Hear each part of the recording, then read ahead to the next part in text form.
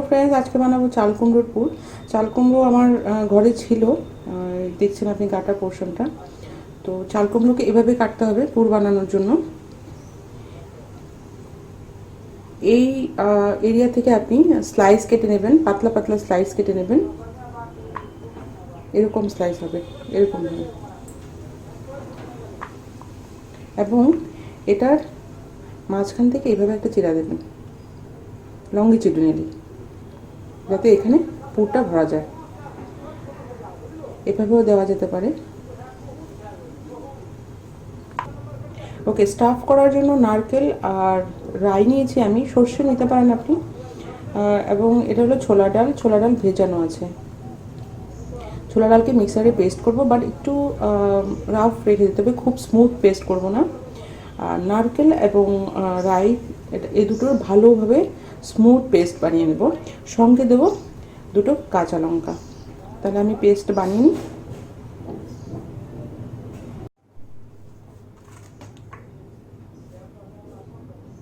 স্টাফিংয়ের paste বানানো হয়ে গেছে, এটাতে আমি নুন অ্যাড করে দিয়েছি।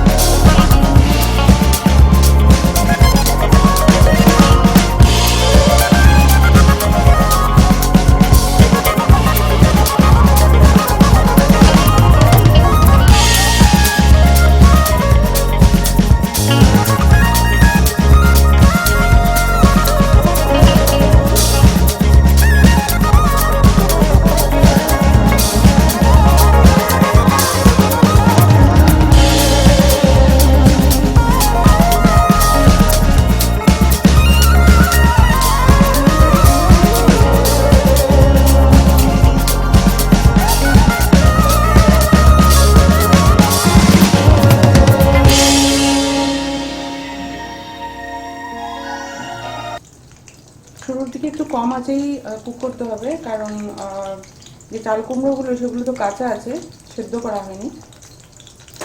চাল কুমড়োকে সিদ্ধ করে তারপরেও আপনি রান্না করতে পারেন, বাট সেদ্ধ করলে চাল কুমড়ো একটু জল বেরিয়ে যায় এবং সফট হয়ে যায়, তাই ক্রিস্পিনেসটা থাকে না, তাই জন্য আমি সিদ্ধ করিনি।